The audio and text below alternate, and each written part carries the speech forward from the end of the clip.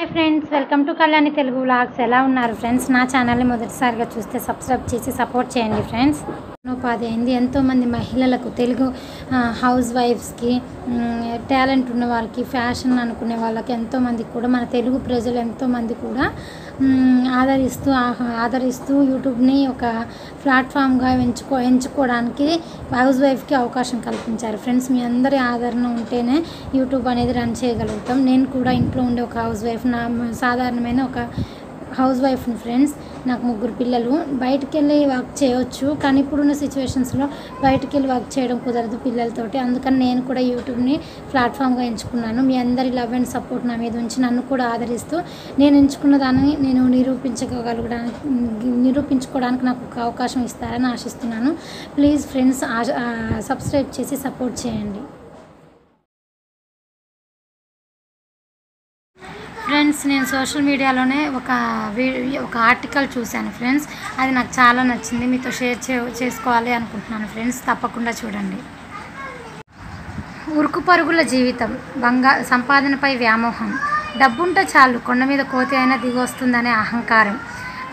ఎంత డబ్బు సంపాదించినా, ఎంత కూడబెట్టినా కానీ ఖర్చు పెట్టలేని ఒక రోజు వస్తుంది అని ఎవరు ఊహించలేం. కానీ ఆ రోజు వచ్చింది. ఆభరణాలు బీరువాకే పరిమితమయ్యాయి. బ్రాండెడ్ బట్టలు యాంగర్కే వేలాడుతున్నాయి. లాంబోర్గినీలు లాక్డౌన్ అయ్యాయి. చార్టెడ్ ఫ్లైట్లు, గోల్డెన్ కార్లు బయటికి కదలనంటున్నాయి. దోచుకోవడంపై ఆశ లేదు, దాచుకోవడంపై శ్రద్ధ లేదు. దాన ధర్మాల మధ్య శ్రద్ధ పెరిగింది. దయాదాక్షిణ్యం తెలిసి వచ్చింది. ఎంత విలువైన దానికైనా ఇప్పుడు అసలు విలువే లేదు. ప్రాణం కన్నా మరేది ముఖ్యమైనది కాదు.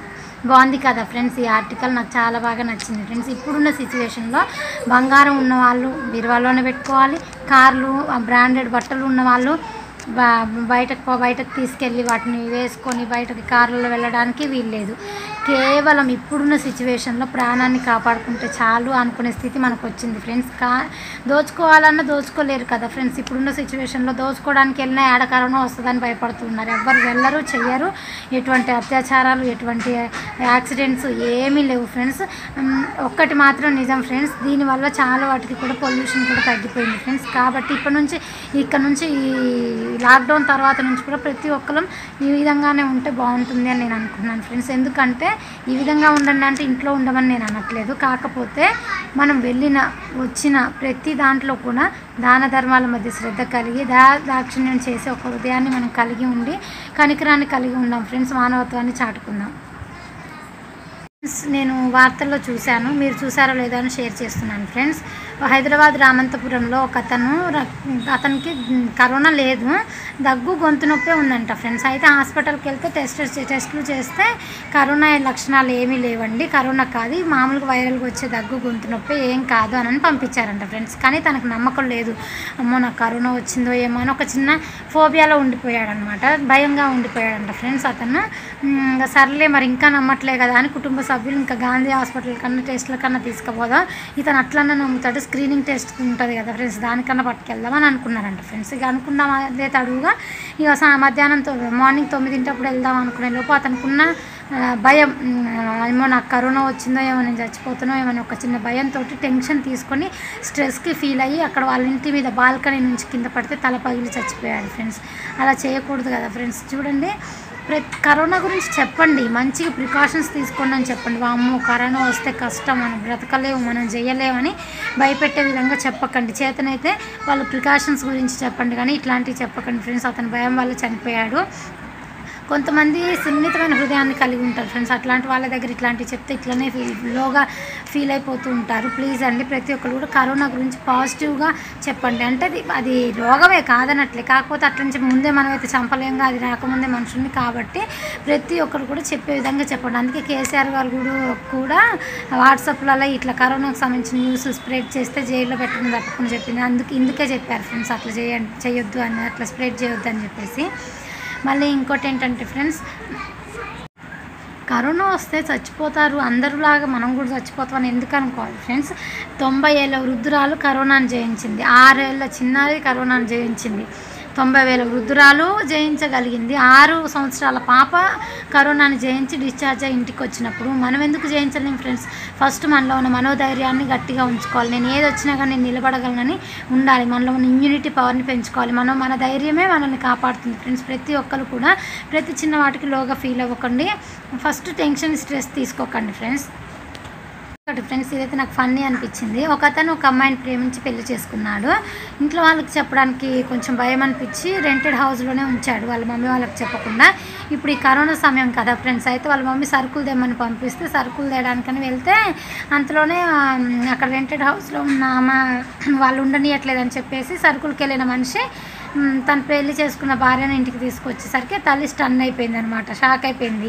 అరే నిన్ను సరుకులు తెమ్మని పంపిస్తే నువ్వు కోడల్ని వెంట పెట్టుకుని పిల్లల్ని వెంట పెట్టుకుని వచ్చిన వేరే నేనైతే ఇంట్లోకి రానివ్వను అనేసి అంది ఫ్రెండ్స్. లాస్ట్కి వాళ్ళు అక్కడ రెంటెడ్ హౌస్ తీసుకున్న కాడనే మళ్ళీ ఇద్దరు కలిసి వెళ్ళి ఉండడం జరిగింది. ఈ వీడియోకి నాకు మంచి కామెంట్స్ వచ్చినాయి ఫ్రెండ్స్, నాకు అది హ్యాపీగా అనిపించింది. ఆ కామెంట్స్ని దృష్టిలో పెట్టుకొని నేను ఇంకో విషయం మీతో చెప్పాలి అనుకుంటున్నా ఫ్రెండ్స్. అంటే కొంతమంది అన్నారు కదా తల్లి పెట్టాలి, పెట్టొద్దు అనట్లే, మాకు కాకపోయినా వేరే వాళ్ళకి పెట్టొచ్చు, ముగ్గురు ఒక తల్లి పిల్లలు నలుగురు ఒక తల్లి పిల్లలమేగా, నాకు పెట్టినట్టు వాడికి పెట్టొచ్చు, ఏం లేదు. కాకపోతే నేను తక్కువ స్థితిలో ఉన్నప్పుడు నాకు పెట్టకుండా ఎక్కువ స్థితిలో ఉన్నోడికి పెడితే అట్లా పెట్టడం కూడా కరెక్టే అంటారా అనేసి అని అన్నారు. అట్లా పెట్టడం ఎంతవరకు కరెక్ట్ కాదండి. ఎందుకంటే అసలు అట్లా పెట్టినప్పుడు తీసుకునే వ్యక్తికైనా, అది అటువైపు ఉన్న వ్యక్తికైనా, మా అన్నకు లేవుగా, మా అక్కకు లేవుగా, మా చెల్లికి లేవుగా, నేను అందరికంటే మంచి స్థితిలోనే ఉన్నా కదా, నేను అట్లా తీసుకోవడం తప్పు కదా అని అటువైపు తీసుకునే వ్యక్తికి, తీసుకునే సోదరుడికి ఉండాలి ఫ్రెండ్స్. ఎందుకు అంటే తల్లి ఎందుకు పెట్టింది అనేది మనకు తెలియదు కానీ ఫ్రెండ్స్, తల్లి కూడా అట్లా పెట్టడం తప్పు. ఎందుకంటే నలుగురు పిల్లల్లో ఎవరు తక్కువగా ఉన్నారో, ఎవరు బాధల్లో కష్టాల్లో ఉన్నారో వాళ్ళకి ఆసరాగా ఒక చెయ్యి అందించాలి, అది కరెక్ట్. కానీ ఇట్లా చేయడం కరెక్ట్. కానీ తీసుకునే వ్యక్తికి కూడా చెప్తున్నాను ఫ్రెండ్స్, అయ్యో మా అన్న తక్కువ స్థితిలో ఉన్నాడే, నేను మంచి స్థితిలో ఉన్నానే, మా అక్క తక్కువ స్థితిలో ఉంది, మా చెల్లి తక్కువ స్థితిలో ఉంది, మా తమ్ముడు తక్కువ స్థితిలో ఉన్నాడే, నేను వాళ్ళకి ₹1 సాయం చేసే విధంగా ఉండాలి, కానీ వాళ్ళకి నేను భారంగా ఉండొద్దని తను అనుకోవాలి ఫ్రెండ్స్ ఫస్ట్. ఇక అట్లాంటి వాళ్ళు మనం ఏం మార్చలేము ఫ్రెండ్స్. నేను అట్లాంటివి ఎంకరేజ్ చేయలేదు ఫ్రెండ్స్. నేను చెప్పింది ఏంటంటే, ఇప్పుడు నా అన్నో, నా చెల్లో, నా అక్కో, నా తమ్ముడో నాకంటే తక్కువ స్థితిలో ఉన్నప్పుడు నా తల్లి పోయి పెడితే అది తప్పు కాదు. నాకంటే తక్కువ స్థితిలో ఉంది కదా, పెడితే పెట్టిందిలే అని అనుకోవాలి అని నేను ఈ రకంగా చెప్పాను ఫ్రెండ్స్. అట్లా నేను చెప్పలేదండి. అన్న తమ్ముళ్ళు గొడవలు జరుగుతూ ఉంటాయి, ఆస్తి తగాదలే కానీ మామూలుగా చిన్న చిన్న విషయాల్లో కూడా గొడవలు వస్తూనే ఉంటాయి. అలా వచ్చినప్పుడు అన్న తమ్ముళ్ళు పెట్టుకున్నప్పుడు మధ్యలో భార్యలు ఉంటారు, అక్క చెల్లెలు ఉంటారు కదా ఫ్రెండ్స్. అన్న భార్య వదినమ్మ అంటే ఏంటి ఫ్రెండ్స్ అర్థం? వదిన అంటే తల్లితో సమానం. వదినమ్మ మరిది అంటే తన వదిన తల్లి కొడుకుల సంబంధంతో సమానం ఫ్రెండ్స్. ఒకవేళ నీకు అన్న మీద కోపం ఉంటే అన్నకు గొడవ పెట్టుకున్నప్పుడు వదినని అనడానికి మీకు హక్కు లేదు. మరిది ఎవరైనా సరే, అది ఎవరైనా సరే, వదిన అంటే తల్లితో సమానం, తల్లిలాగా భావించాలి. కానీ వదిన ఏంటి నువ్వేంటి తక్కువగా చేసి మాట్లాడొద్దు ఫ్రెండ్స్. ఎందుకంటే ఇప్పుడున్న రిలేషన్స్లో తల్లి కొడుకుల సంబంధం బాగా విలువైంది కదా ఫ్రెండ్స్. అట్లనే మన ఇంటికి వచ్చిన ఒక ఆడపిల్ల నా అన్న భార్య, నా వదినమ్మ అని అనుకోండి. కానీ ఫ్రెండ్స్ ఏదైనా మీ అన్నదమ్ములో గొడవలు వచ్చినప్పుడు వాళ్ళని ఇన్వాల్వ్ చేసి వాళ్ళ హృదయాన్ని బాధ పెట్టకండి.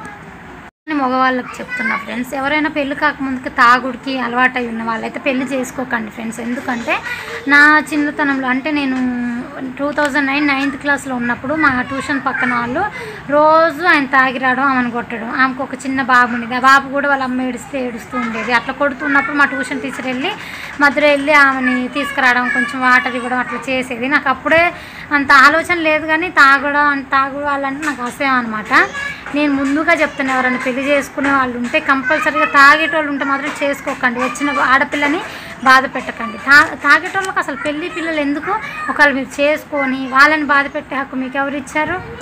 ఫ్రెండ్స్ ఈ లాక్డౌన్ సమయంలో కాస్త అలా బయటకు వద్దామని ఎవరు అనుకోకండి ఫ్రెండ్స్. కంపల్సరీగా ఇంట్లోనే ఉండండి. ఎందుకు చెప్తున్నాను, మళ్ళీ ఎందుకు ఈ మాట చెప్తున్నాను అంటే, పోలీసు వాళ్ళు ఎండకి ఎండుతున్నారు, వానకి తడుస్తున్నారు. నైట్ పూట అయితే దోమలు కుడుతున్నాయి, దోమలు కూడా కుట్టించుకుంటున్నారు.